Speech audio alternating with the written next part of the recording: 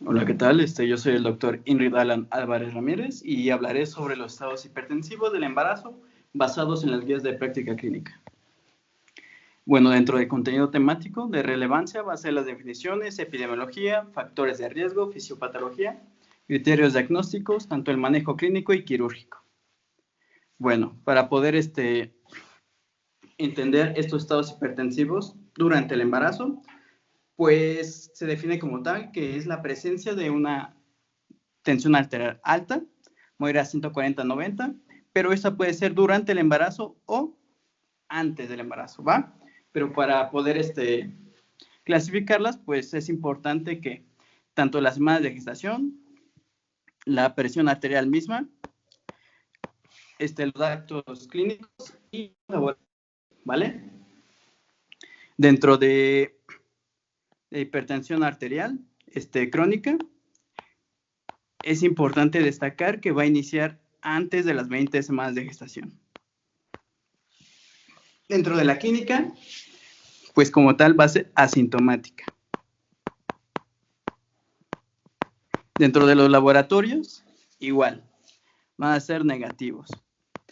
De las tensiones arteriales, pues a qué nos referimos, que pues va a ser de 140 mayor a 190, a 90 milímetros de mercurio, ¿va? En este caso. Pero ¿a qué nos referimos con la clínica? Principalmente vamos a relacionarnos con lo que es los fosfenos, acúfenos, epigastralgia. Dentro de los laboratorios, pues son los que van a destacar lo que es la biometría hemática, química sanguínea, tiempos de coagulación y el examen general de orina. ¿Vale? Así que, bueno, esto será como que dentro de la hipertensión crónica, pues tanto la clínica, laboratorios y tensión arterial, la única que destaca pues la presión. De ahí en fuera, pues va a ser asintomático y laboratorios negativos. También vamos a tener la hipertensión gestacional. Y lo importante va a ser que va a iniciar mayor a 20 semanas de gestación. Esto es importante porque vamos a poder diferenciarla. ¿Y esto a qué se debe?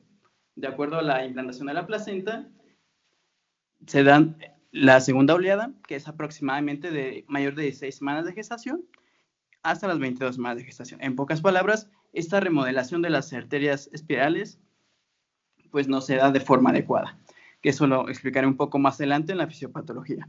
Dentro de la clínica, igual, van a ser negativos. Dentro de los laboratorios, igual, no va a presentar ningún laboratorio patológico. Y dentro de la tensión arterial, pues también va a ser 140. Una disculpa.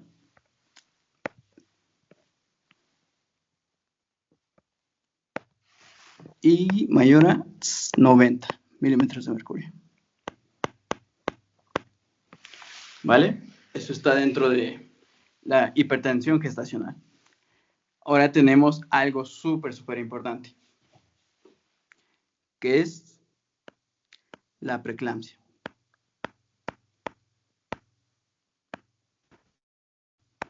Pero esa de qué tenemos con criterios de severidad. Con criterios de severidad.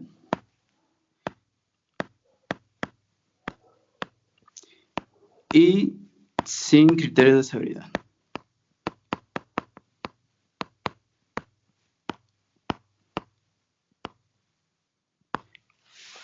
E igual, importante, ambas van a ser mayor a las 20 semanas de gestación. Dentro de la clínica, con respecto a la preeclampsia sin criterios de severidad, va a ser mayor a 140, mayor a 90. Aquí lo importante es volver a tomar la presión arterial en un lapso de 4, ¿vale? Pero en este caso, algo muy importante es que aparte de las 20 semanas, el examen general de orina. Dentro del examen general de orina, ¿qué es lo que va a destacar? la proteinuria.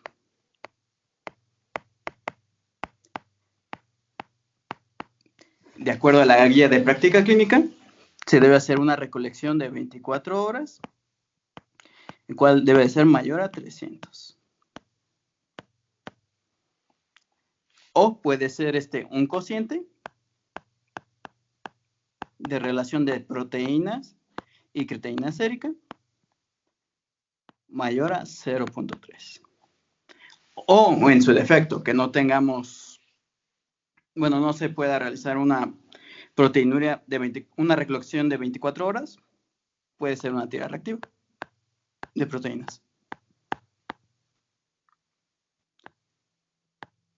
Reactiva. El cual, la guía de práctica clínica, la más reciente, nos hace referencia de 2 cruces, el cual destaca, pues va a ser equiparable, bueno, no equiparable, pero pues sí es algo próximo a lo que es a 300 miligramos. Esto dentro del examen general de orina. En una paciente con preeclampsia sin criterios de severidad, pero también la clínica pues puede estar ausente. Dentro de los demás laboratorios que había comentado con anterioridad, pues también pueden ser negativos.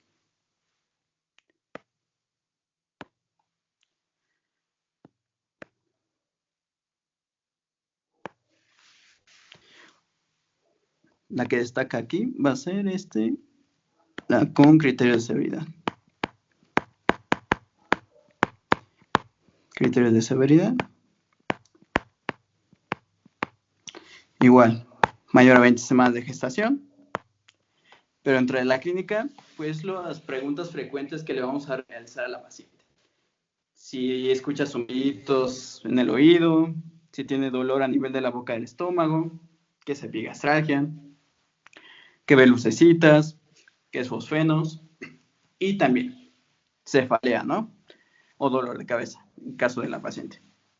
La cefalea, en pocas palabras, como que característica, va a ser que no remite, y en el caso de que la paciente se automedicara, en este caso paracetamol, pues tampoco remitiría, ¿vale? Y pues es persistente.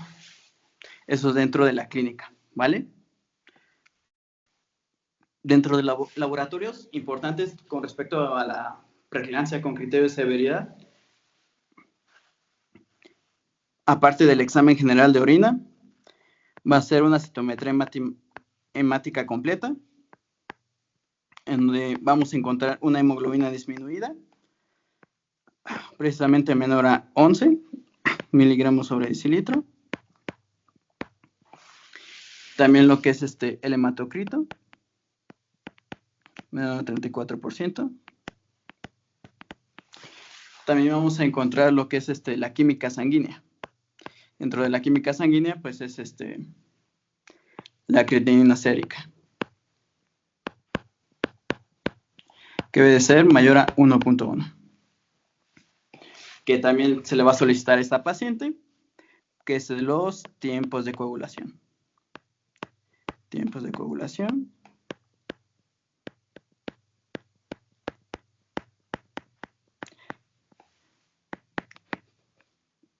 TTP, el INR y el TP. ¿Vale? Y también pruebas de funcionamiento hepático o actualmente perfil hepático. Perfil hepático. Aquí lo importante a destacar van a ser las transaminasas. AST, ALT y DHL. Y por supuesto, bilirrubina. Total, la directa e indirecta. Y la que va a destacar va a ser la bilirrubina indirecta. En el caso de que se sospeche de una hemólisis, ¿vale? Esto será como que de forma de resumen. Vamos a borrar esto.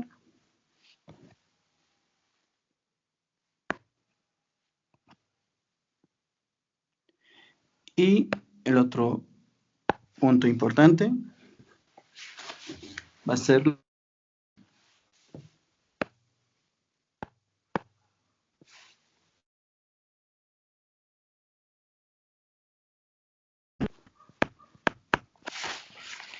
en este caso también está el síndrome de Gerd.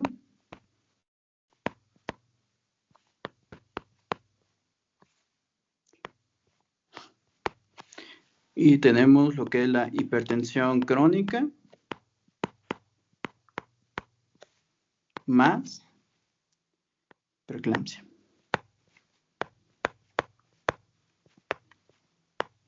O lo que es hipertensión crónica más sobreagregada preeclampsia. Dentro del síndrome de HELLP, lo importante van a ser 3 aspectos, que es la hemólisis,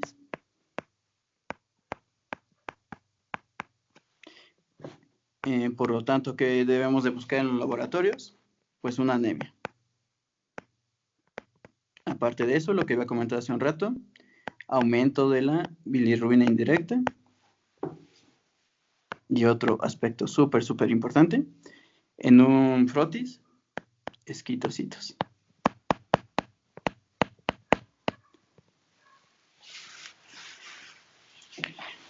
También disminución de las plaquetas.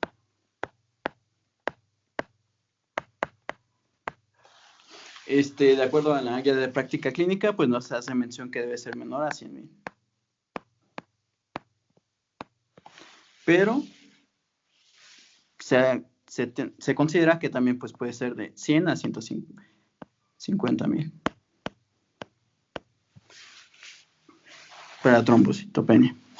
Y también otro aspecto importante, aumento de las transaminasas.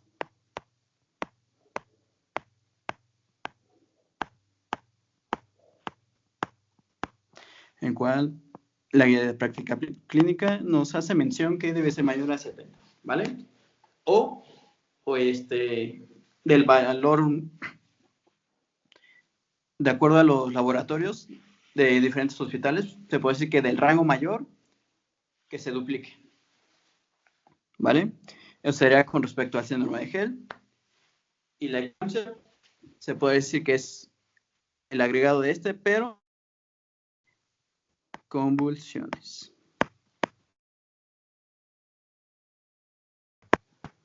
Sí o sí, se convierte principalmente por una vasoconstricción o lo que es un vasoespasmo a nivel del sistema nervioso central.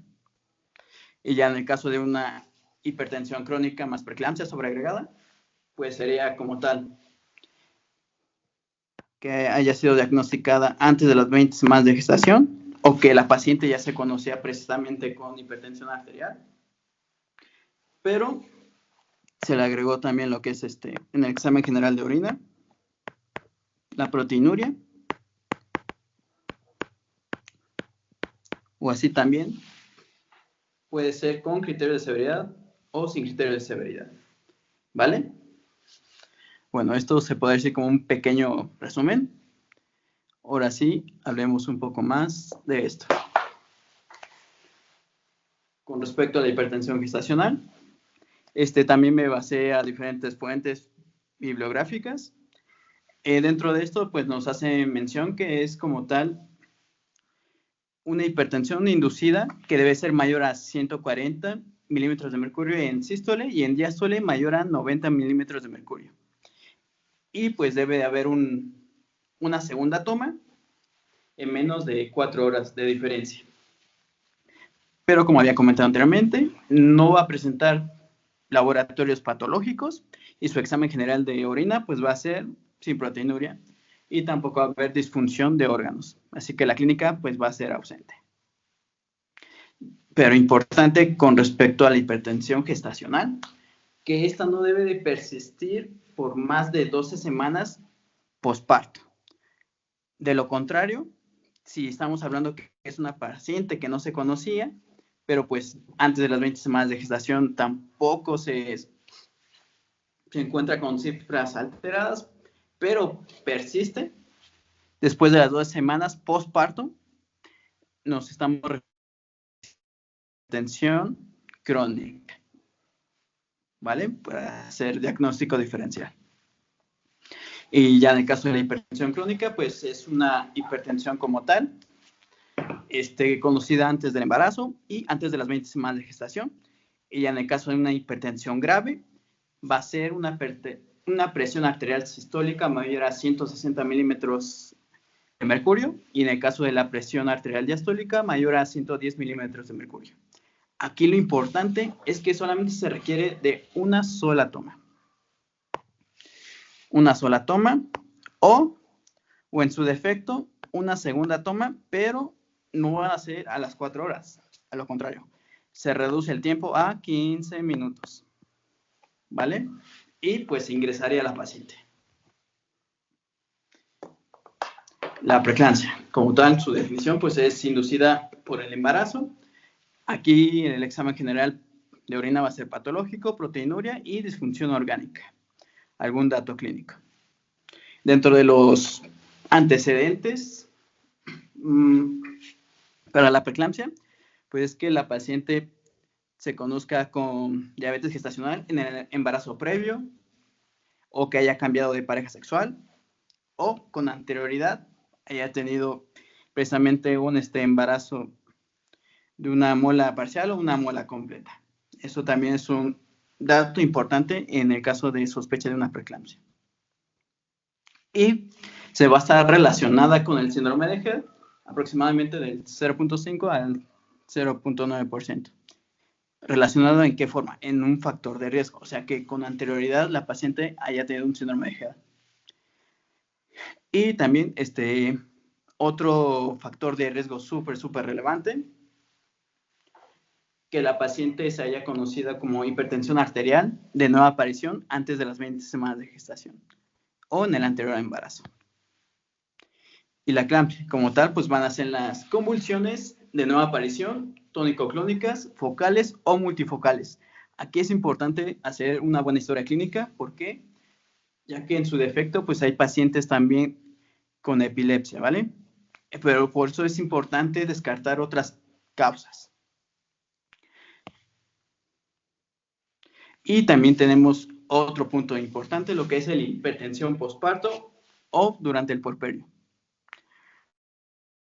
Esta por lo regular va a ser una resistencia después de que se haya culminado el embarazo, pero tiene que resolverse en un lapso de 12 semanas postparto o postcesárea.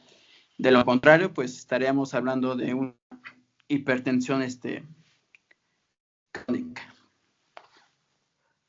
Dentro de la epidemiología, se estima que hay una incidencia entre del 5 al 10%, de acuerdo a la guía de práctica clínica, y siempre va a haber complicaciones, 1 de cada 10 gestantes. Y aquí este tema es súper importante también porque es una de las primeras causas de muerte perinatales, el cual la guía de práctica clínica nos hace referencia de aproximadamente 900,000 muertes perinatales. Y también hay un mayor riesgo de accidentes cerebrovasculares y desprendimiento de placenta no inserta. Y de los factores de riesgo, aquí lo importante a destacar, de acuerdo por porcentaje, de acuerdo a la guía de práctica clínica, va a ser esta diabetes gestacional, que de acuerdo a la guía de práctica clínica, el riesgo se aumenta de 9.7 veces. También lo importante, lo que es el síndrome de antifosfolípidos y lupus eritematoso sistémico, se relaciona con un 3.56 veces de riesgo. La edad materna de riesgo también es otro aspecto importante, que es 2 veces el riesgo para poder considerar que la paciente pueda considerar un estado hipertensivo durante el embarazo. Esos son los más importantes dentro de los aspectos generales. Y dentro de relacionados con el embarazo, va a ser que la paciente haya tenido un embarazo previo con preeclampsia, y también lo que es que sea hija o que ella precisamente durante su desarrollo haya sufrido por una preeclampsia, ¿vale? Esos son los 5 puntos a rescatar. Bueno, hablando un poco de la fisiopatología, esto es importante porque tenemos lo que es para la implantación, el sincitio trofoblasto, que se encarga principalmente de invadir el endometrio y llegar principalmente a lo que es a las arterias espirales. La función del sincitio trofoblasto pues es implantarse bien y pues aumentar el calibre. Por lo regular, 4 veces. O sea, vamos a hablar de un vaso de capacitancia para poder aumentar la perfusión. Y así a su vez, los nutrientes a lo que es al producto. En su defecto, la preeclampsia. Estamos hablando de un estado de hipoperfusión, secundario ¿a qué? A una disfunción endotelial. ¿Pero eso por qué? Es importante mencionar los natural killer, recordar lo que es los antígenos leucocitarios humanos. Principalmente, aquí vamos a hablar del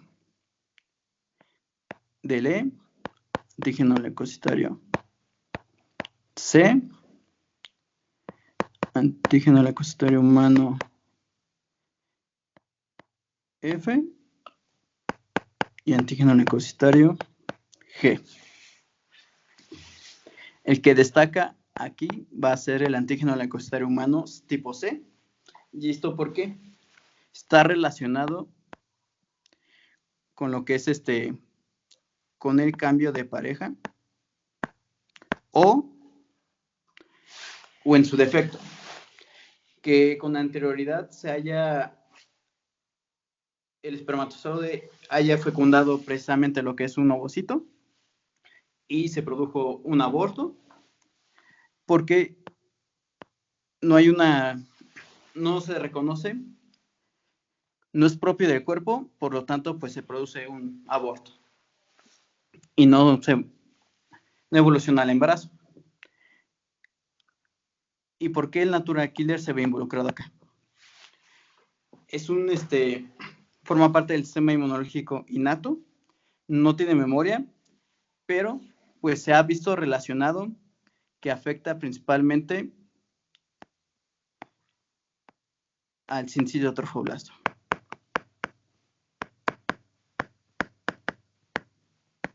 Al momento de su implantación, ya que gracias a él aumentan las interleucinas, principalmente la 1, la 8, la 13,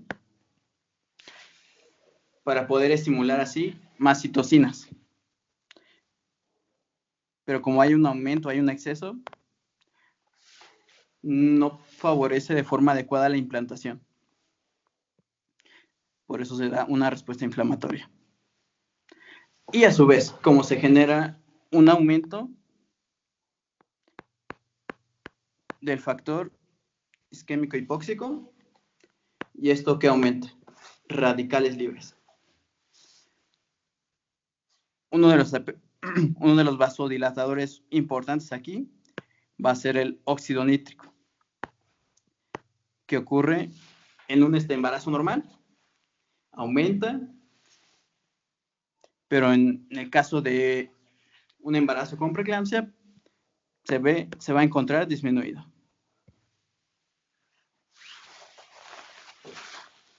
Como ejemplo aquí va a ser una báscula, ¿vale? Un embarazo normal y un embarazo con preeclampsia. En el caso de factores antiangiogénicos. ¿Vale? El primer factor de crecimiento que se va a encontrar elevado en un embarazo normal va a ser el factor de crecimiento endotelial vascular. Pero a su vez, como el antígeno leucocitario humano no reconoce de forma apropiada lo que es el sincito trofoblasto, esa conexión que hace es que haya una disminución de este factor. ¿Por qué? Por la presencia de reactantes oxidativos, que es el hidróxido de oxígeno, peróxido de nitroxo y aumento de el oxígeno molecular. Aquí ya también a su vez lo que es los solubles principalmente antiangiogénicos va a competir con el factor de crecimiento endotelial vascular. Al competir con estos, ¿qué produce? Lo inhibe. Y también la endocrina va a inhibir el factor de crecimiento transformante, principalmente el beta. Se va a encontrar disminuido. Como van a competir a su vez, la remodelación va a estar disminuida. Y otro aspecto súper importante, el aumento de los tromboxanos. Este también es un vasoconstrictor.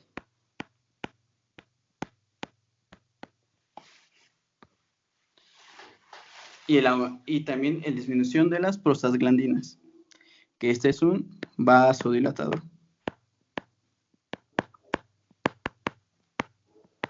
Entonces la balanza se va hacia los factores que no facilitan la perfusión del producto.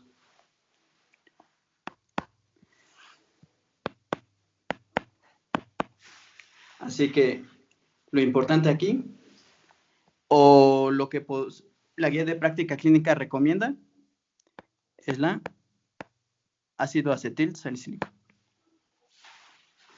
¿Entre qué semana? Entre la semana 12 y semana 36 semanas de gestación. Como factor de prevención, ¿no? ¿Qué pasa si nosotros damos antes de las 12 semanas de gestación? Pues provocamos principalmente afectaciones, en este caso del tracto gastrointestinal del producto, provocando ¿qué? Onfalocele o gastroesquisis.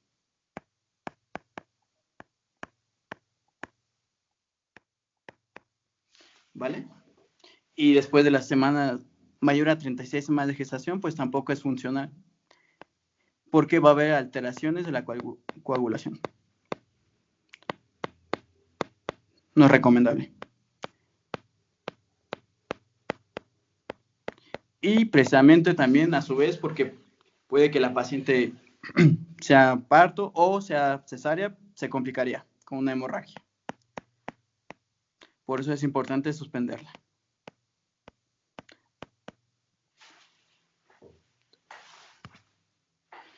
Bueno, esto sería dentro de la fisiopato. Y ya de forma esquemática, pues va a ser multifactorial. Multifactorial. Se desconoce en sí, pero pues es como que lo más actual, ¿vale? Como va a ser multifactorial, dentro de los factores que se van a encontrar van a ser inmunológicos, van a ser genéticos, enfermedades crónico-degenerativas como diabetes gestacional, diabetes precisamente, también lo que es hipertensión, pacientes con comorbilidades y también lo que son enfermedades autoinmunes como lo habíamos comentado anteriormente, lupus eritema sistémico y síndrome de antifosfolípidos. Y después de esto, otro aspecto importante va a ser la mala placentación. En forma de resumen, ¿por qué? por el aumento del estrés oxidativo, que va a conllevar a la vasoconstricción.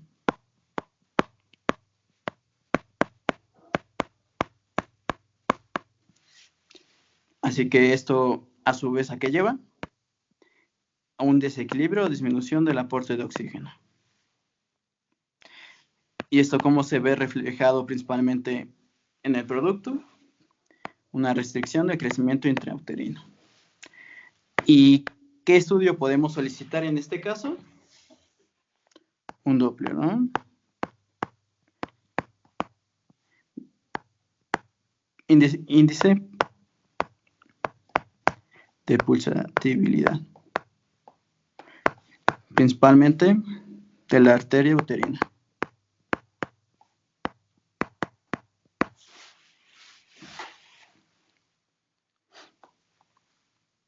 ¿Vale?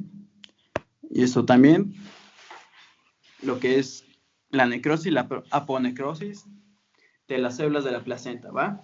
Que esto conlleva a su vez, pues también, aumento de las especies reactivas de oxígeno.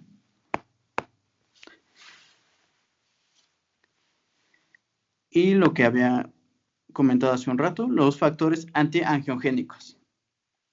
Todo esto, pues va a haber un desequilibrio conllevando lo que es la disfunción endotelial, aumento del proceso inflamatorio, también aumento del estado de procoagulación.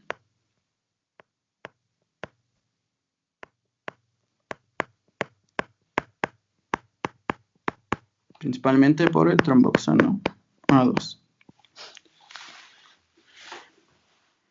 que es un buen antiagregante. Agregante plaquetario. Agregante plaquetario.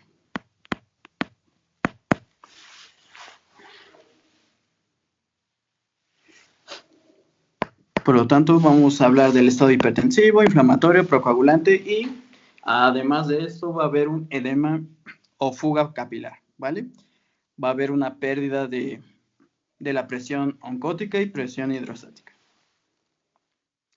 Y esto a su vez, no solamente el órgano de choque, que es la placenta, como estos factores van a estar en constante producción, va a afectar diferentes órganos, que va a ser el riñón, va a ser el hígado, el sistema nervioso central y lo que es también el miocardio. Y también se asocia principalmente con infartos. Infarto. ¿Vale?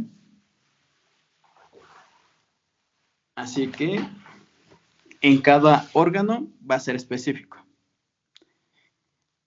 En un embarazo normal, pues se encontraría en un estado con buena vasodilatación, en un estado de hemodilución. De lo contrario, ¿qué pasa cuando estamos hablando de un estado patológico? En este caso de la preeclampsia, vamos a hablar de un vasoespasmo generalizado al nivel renal, que se va a ver muy, muy, muy afectado. Va a ser a nivel de endotelio. También va a haber afectación de los podocitos. Por eso el aumento de proteinuria. Y esta a su vez, ¿qué pasa si hay una pérdida de proteínas? Hay una disminución de la presión oncótica. Eso a su vez, ¿qué va a generar? Un desequilibrio de las fuerzas de Franny-Starling, aumento de la presión hidrostática, edema. La paciente va a presentar edema. También a nivel de hígado, que es el segundo órgano que se ve afectado, la paciente va a presentar lo que es epigastralgia, precisamente. Igual, va a crear vasoconstricción excesiva. Esto a su vez, una microtrombosis.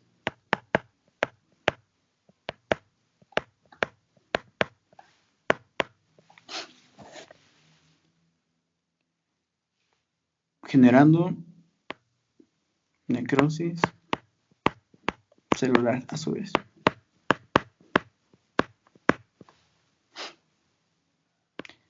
Y alteraciones precisamente de la función hepática. Por eso va a haber también los tiempos de coagulación se ven afectados.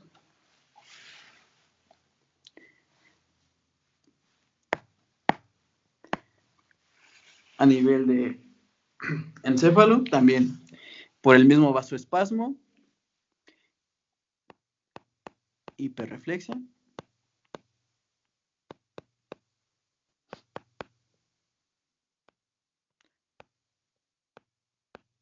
este aumento de reflejos osteotendinosos van a estar alterados.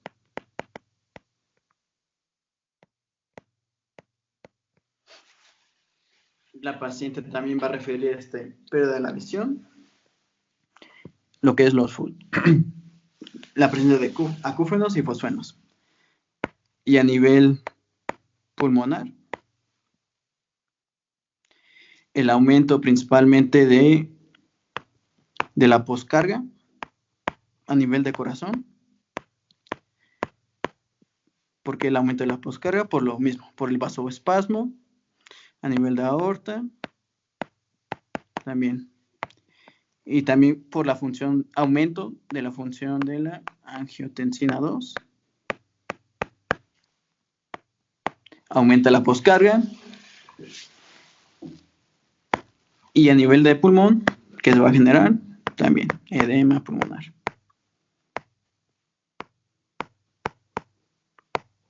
Y esto, como lo podemos sospechar, principalmente con disminución de la saturación. Que sea menor a 90.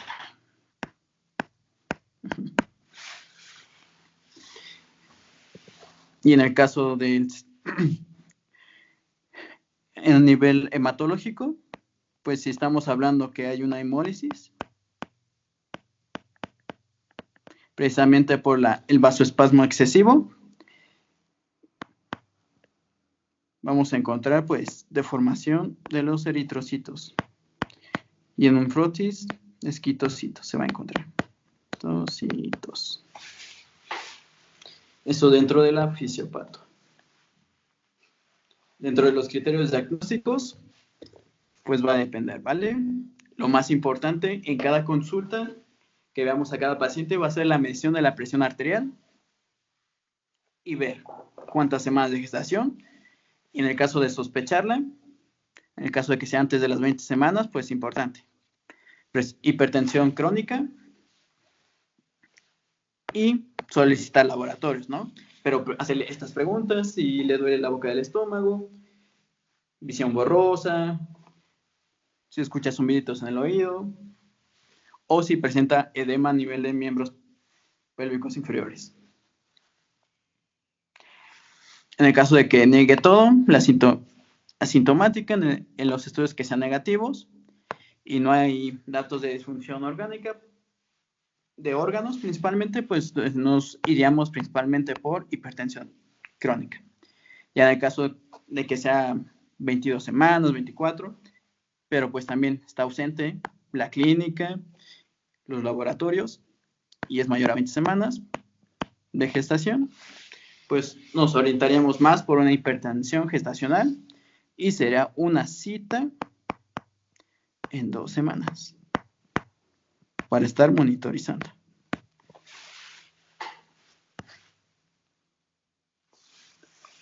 Acá también importante los criterios diagnósticos. Tenemos de la preeclampsia sin criterios de severidad,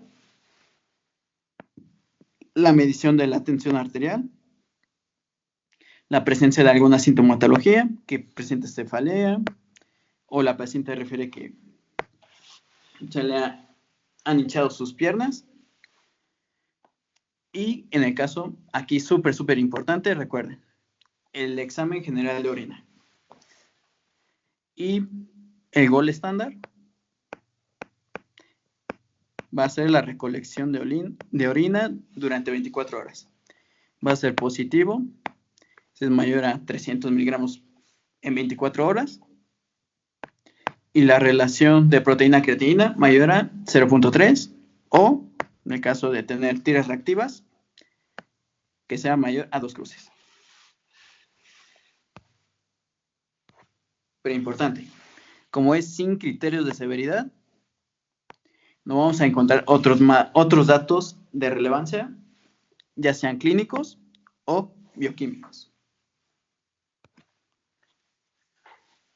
Y en el caso de sospechar de una preeclampsia con criterios de severidad, recuerden, la tensión arterial, el examen general de orina y la clínica.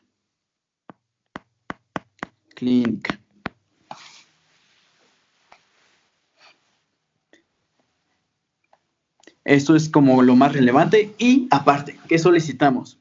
Porque si es una preeclampsia, sí o sí se tiene que ingresar esa paciente, pero dentro del hospital pues hay que solicitar lo que es una citometría hemática completa,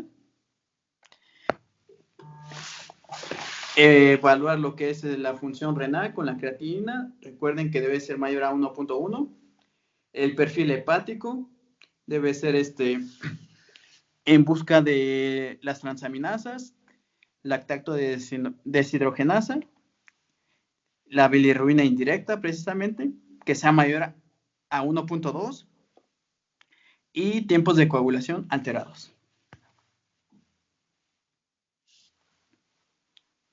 También con respecto al síndrome de Head, lo que habíamos comentado, plaquetas,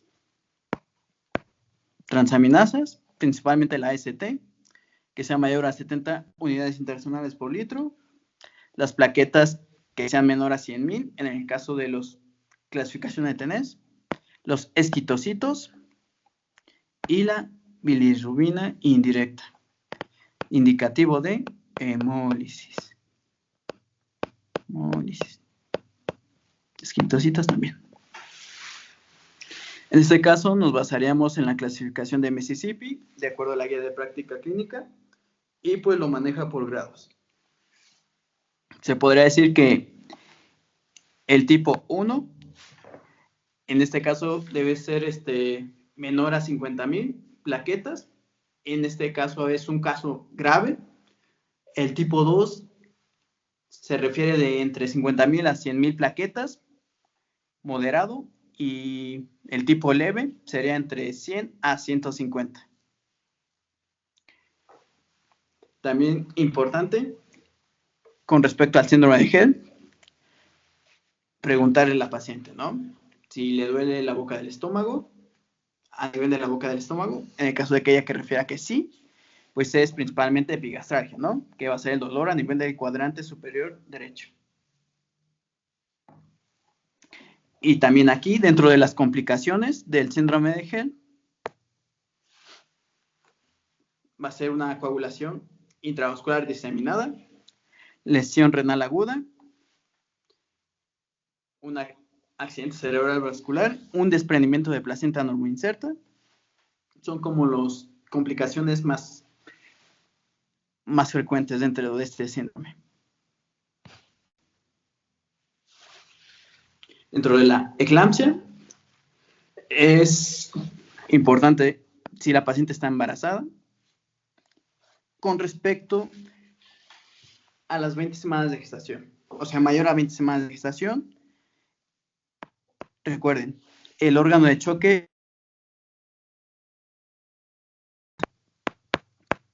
así que la placenta es es la disfuncional.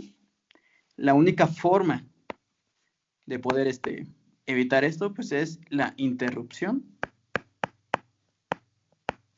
del embarazo, sí o sí.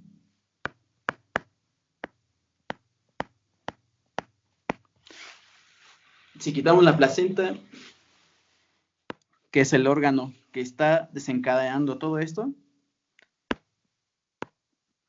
se revierte, ¿no? Pero pues, y es importante, ¿no?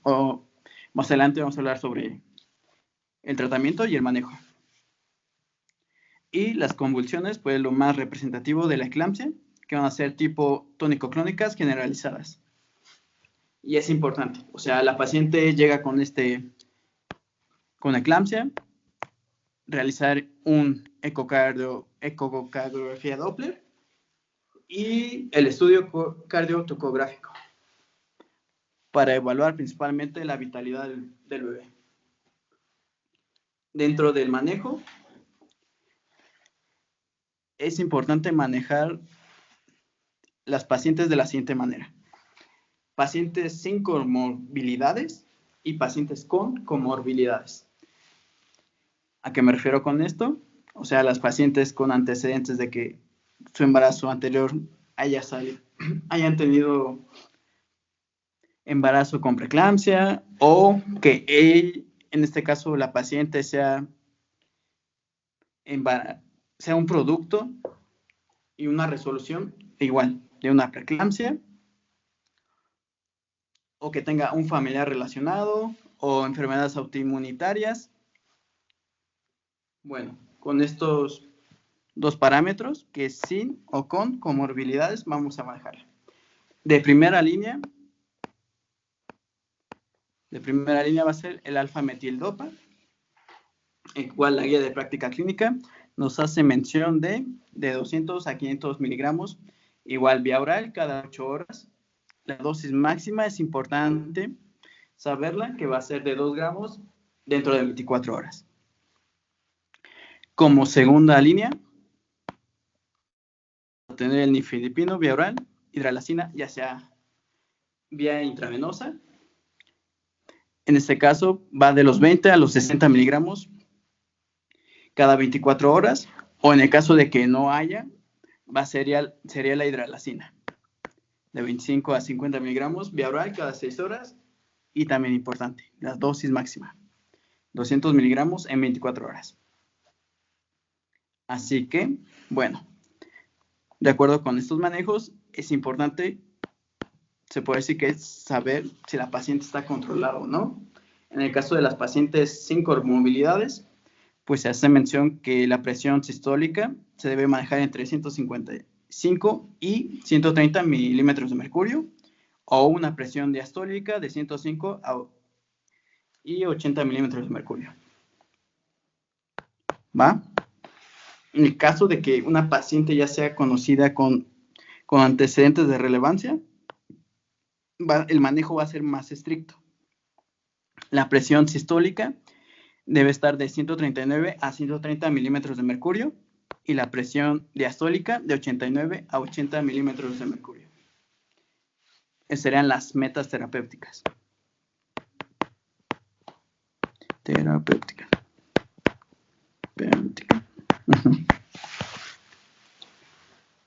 Importante: fármacos contraindicados durante el embarazo.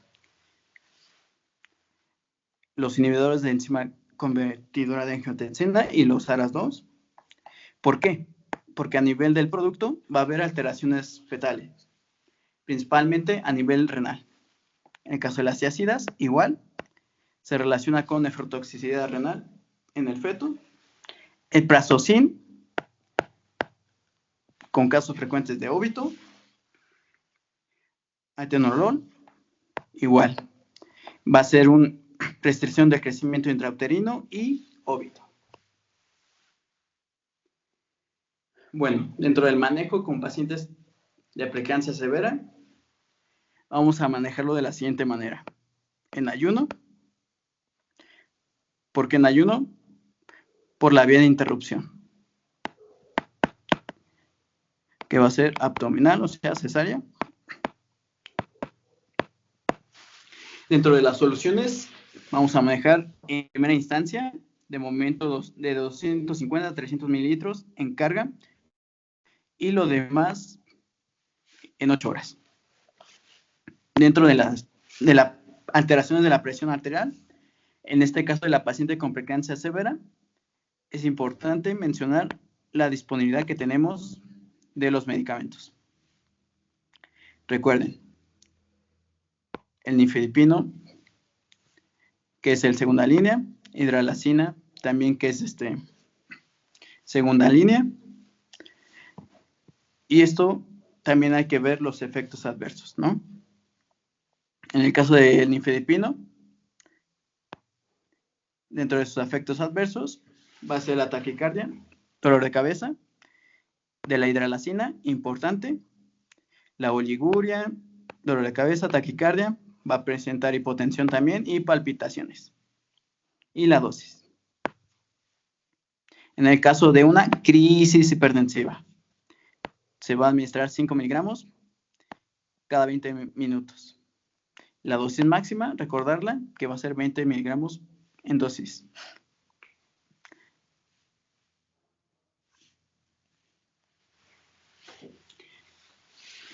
Dentro de las indicaciones, va a ser en el caso de las pacientes con eclampsia, se ocupará el esquema SUSPAN modificado. Esto a que me quiero referir, que va a ser una impregnación de 4 gramos. Una ámpula equivale a 1 gramo de sulfato de magnesio. Esta se va a dar principalmente, bueno, se va a diluir en 250 mililitros de solución.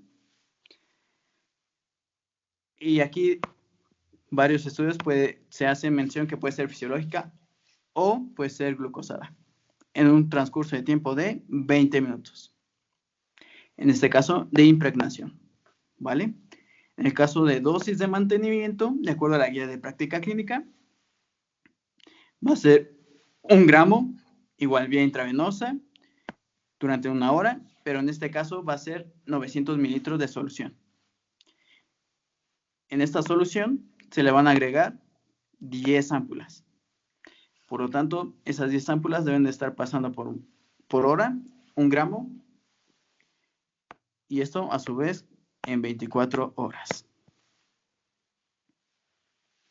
Si persiste, tenemos principalmente alternativas de segunda línea. Lorazepam, fenitoína. Y también importante, como estamos ocupando el sulfato de magnesio, el antídoto principalmente va a ser gluconato de calcio, el cual va a ser administración de una ámpula, que lo vamos a diluir en 9 mililitros y se va a pasar en 1 minuto. Y dentro de los estudios que se van a solicitar, van a ser los electrolitos séricos. Electrolitos séricos, en busca principalmente del magnesio. Y el objetivo terapéutico va a ser de 4 a 7 miliequivalentes por litro.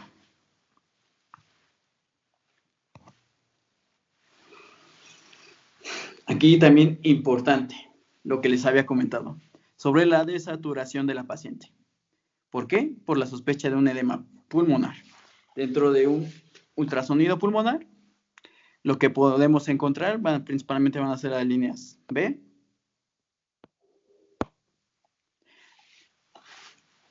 Esto, ¿cómo vamos a ver la diferencia de líneas A y líneas B? Aquí está el transductor. Y todo se maneja por ondas. Tenemos que es el parénquima pulmonar. También lo que es la parrilla costal. Y tenemos lo que es el espacio, el movimiento de la pleura. Así que en un ultrasonido se debe ver líneas paralelas a él, que son las líneas A. Pero en el caso de las líneas B, ¿a qué nos referimos con esto? Haces de luz, que no deberían de verse. Si son mayor a 3, pues es indicativo de que es patológico. Sospechar de edema pulmonar con un ultrasonido. Así que pues es importante, ¿no? Si la paciente está desaturando, pues iniciar con oxígeno. En el caso de que veamos que es un edema pulmonar, furosemida de 5 a 40 miligramos. Y a su vez, disminuir los líquidos.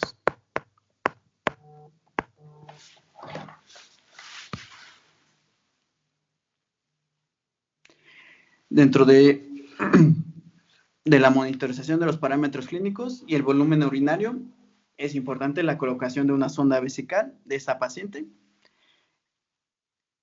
Importante los términos, en el caso de una oliguria, estamos hablando de 0.5 mililitros por kilogramo por hora, o una onuria, que sea menor a 0.3 mililitros por kilogramo por hora. Y también importante, saber qué semana de gestación está cursando la paciente. En el caso de que sea una paciente de entre 24 a 34 semanas de gestación, la guía de práctica clínica nos hace mención de la aplicación de maduradores pulmonares, principalmente de la betametasona y la dexametasona. En el caso de la betametasona, va a ser 12 miligramos por vía intramuscular cada 24 horas, pero en este caso 2 dosis. En el caso de la dexametasona, va a ser 6 miligramos intramusculares cada 12 horas por 4 dosis.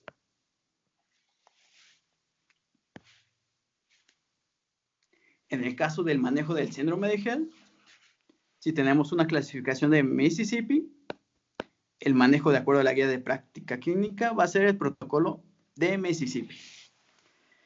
Ese va a ser a través del sulfato de magnesio y también por corticosteroides.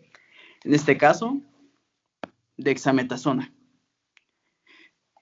Para incrementar lo que es el recuento plaquetario, la dosis inicial va a ser principalmente de 10 miligramos vía intravenosa cada 12 horas.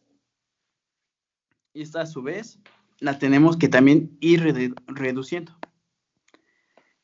De 10 la vamos a pasar a 5 miligramos vía intravenosa cada 8 horas hasta su remisión del síndrome, o 36 horas.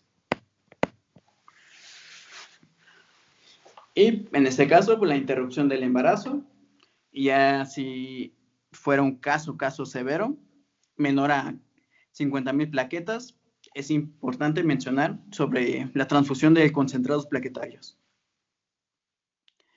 Y la guía de práctica clínica nos hace mención de cuándo resolver por vía abdominal.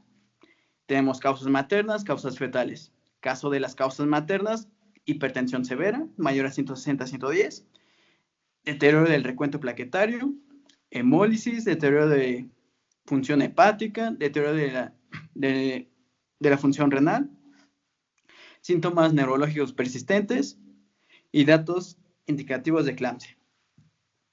Con respecto a las causas fetales, va a ser el desprendimiento prematuro de placenta normoinserta, la restricción del crecimiento intrauterino y pues la vitalidad precisamente del producto.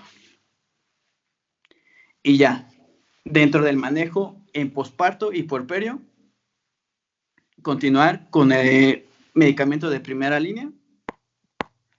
En su defecto que no haya, pues ya serían los de segunda línea, que puede ser la hidralazina o nifedipino. En el caso de la alfa-metil-dopa, dentro de 250 a 500 miligramos cada 8 horas, o la hidralazina de 25 a 50 miligramos cada 6 horas, o nifedipino de liberación prolongada, 30 miligramos cada 12 horas, o en este caso, como ya se resolvió a su vez el embarazo, se puede emplear un IECA y un MAR. Pero pues hay que recordar que pues también está la lactancia materna.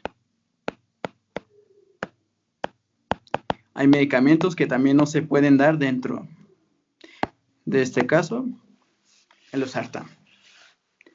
Dentro del pronóstico, la mortalidad materna se relaciona con la eclampsia, va a ser entre 5 al 10%, síndrome de Hell de 1 a 3.5 y mortalidad fetal en eclampsia va de 5 a 11 y síndrome de Hell hasta de un 24%.